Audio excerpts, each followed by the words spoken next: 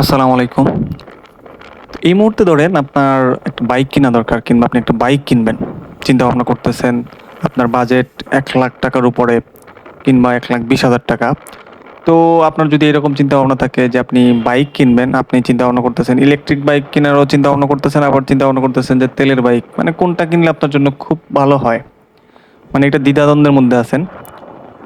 তো সবার আগে আপনাকে জানতে হবে যে ইলেকট্রিক বাইক আপনি কি কাজে ব্যবহার করতে পারবেন, কোথায় মানে আপনি এটাকে করতে পারবেন, কি সুবিধা পাচ্ছেন, আর তেলের বাইক থেকে আপনি কি সুবিধা পাবেন।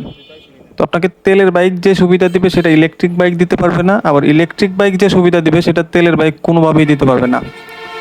তো সুতরাং আপনাকে এটা আগে ভালোভাবে মানে করতে হবে যে আপনি তেলের বাইকের যে সুবিধাগুলা সেটা আলাদা করতে হবে এবং কি আপনার ইলেকট্রিক বাইকের সুবিধাগুলো আলাদা করতে হবে। তো সবার আগে আমি আপনাকে তেলের বাইকের কথা বলি। তেলের বাইকে আপনি যেখানে খুশি সেখানে যাইতে পারতেছেন। আপনি লং টাইম আপনি হচ্ছে এটা চালাইতে পারতেছেন। আপনার এটার কোনো মানে দূরত্বের আপনার করতে হবে না যে আমি এই পর্যন্ত যাবো। আমার চার্জ শেষ হয়ে যাবে কিংবা এইটা সেটা এটা চিন্তা করতে হবে না। আপনার তেল ভরলে আপনি যেখানে খুশি সেখানে যাইতে পারেন।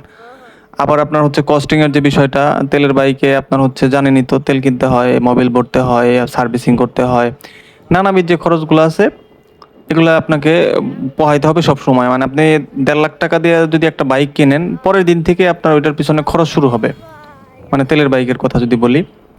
আদার্স খরচ তো জানেনই, কাগজপাতি, আবার আপনার হচ্ছে পুলিশি ঝামেলা, নানান ঝামেলায় আপনি পড়বেন যদি তেলের বাইকের মধ্যে যান।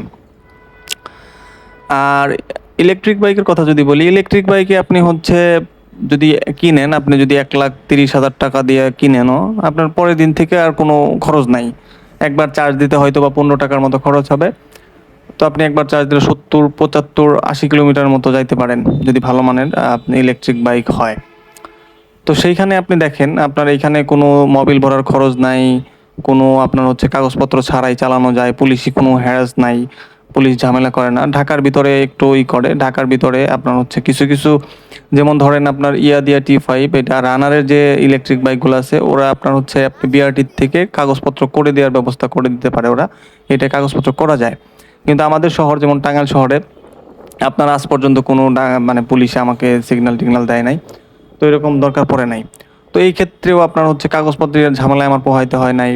মানে আপনার হচ্ছে মানে মোট কথা আমি যেদিন গাড়ি কিনছি তারপরের দিন থেকে যে খরচ বাড়ার কথা ইলেকট্রিক বাইকে সেটা হয় নাই, আমার সেভ হইতেছে তারপর থেকেই। মানে আপনার হচ্ছে প্রায় ১৭০০ কিলোমিটার মতো আমি চালাইছি। তো ১৭০০ কিলোমিটারে আপনার মোবিল ভরতে হইতো, তেল ভরতে হইতো, সব মিলিয়ে ৳৬,০০০-৭,০০০ আমার অলরেডি খরচ হয়ে যেত। মানে গাড়ি তো কিনতামই তারপরেও এগুলা মানে অতিরিক্ত খরচ হইতো। তো আমি যতটুকু চালাই আমার ৪-৫ দিনে যায়, ৪ দিন যায় একবার চার্জ দিলে। তো দেখেন আমার মাসে হয়তোবা ৳১০০ কম কারেন্ট বিল আসে। মানে সারা মাস চালাইলে পরে। তো আমি যেভাবে চালাই এভাবে হিসাব করলে প্রায় ৫ বছরের মতো চালানো যাবে এই এক ব্যাটারি দিয়েই। তো সেই ক্ষেত্রে আমার দেখেন ৫ বছরে আমার অনেকবার আপনি যদি ইলেকট্রিক বাইক না কিনে আমি যদি তেলের বাইকটাই রাখতাম, আমার তেলের বাইক বিক্রি করে যে আমি ইলেকট্রিক বাইকটা কিনছি, সেখানে আমার মোবিল ভরতে হইতো প্রত্যেক মাসে, সার্ভিসিং করতে হইতো, তারপরে আপনার তেল ভরতে হইতো, তারপর অনেক পার্টস নষ্ট হইতো। মানে ভ্যারাইটিস সমস্যা। পার মান্থ ওইটার পিছনে আমার ৳৪,০০০-৫,০০০ মতো খরচ ছিল আমার ইলেকট্রিক মানে তেলের বাইকে। তো এই যে সুবিধাগুলো যদি আপনি মাথায় রাখেন, সুবিধাগুলো যদি আপনি চিন্তা ভাবনা করেন, দেখেন, সব মিলিয়ে আপনার যদি মাথায় এইটা থাকে যে আপনাকে সেভিংসের দিকে আগাইতে হবে এবং কি আপনি খুবই সাদামাটাভাবে জীবনযাপন করে আপনার বাজারে যাওয়া, বাজার থেকে আসা, অফিসে যাওয়া, অফিস থেকে বাসায় আসা, তাহলে আমি বলব চোখ বন্ধ করে আপনাকে ইলেকট্রিক বাইক কিনতে হবে। আপনি যদি সেভিংসের চিন্তা করেন। আর যদি মনে করেন যে না আপনাকে দূরে ট্যুর দিতে হয়, আপনি দূরে কোথাও যান, আপনি বন্ধু-বান্ধব নিয়ে লং ড্রাইভে যান, তাহলে আপনাকে অবশ্যই তেলের বাইক কিনতে হবে।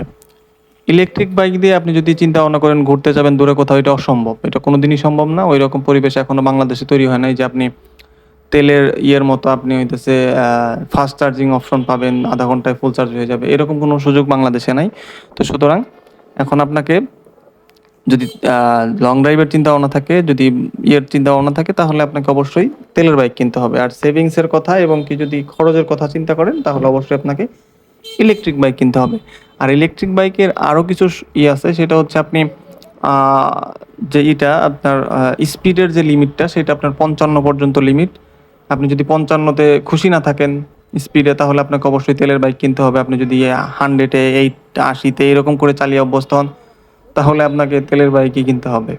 আপনি চার্জার এই মানে ইলেকট্রিক বাইক কিনে আপনার পোষাবে না। আপনি এটা কিনেও এরকমভাবে ভালো ফিল করবেন না।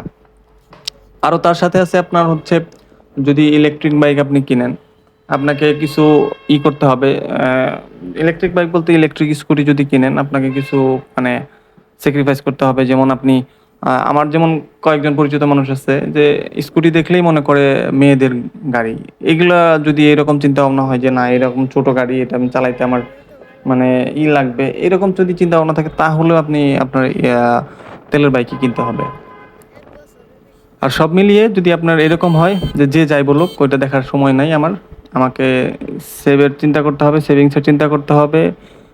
আপনার শব্দ দূষণের যে বিষয়টা আছে, অতিরিক্ত শব্দ, আপনার স্টার্ট দেওয়ার ঝামেলা, নানান পেকনার ঝামেলা যদি এড়াইয়া চলতে চান তাহলে অবশ্যই আপনাকে ইলেকট্রিক স্কুটি কিনতে হবে অথবা ইলেকট্রিক বাইক কিনতে হবে। আর ইলেকট্রিক বাইক আমি এতদিন চালাইয়া যেটুকু বুঝলাম, আমি যদি পরবর্তীতে কোনো গাড়ি কিনি অবশ্যই ইলেকট্রিক বাইকই কিনবো, ইলেকট্রিক স্কুটি কিনবো।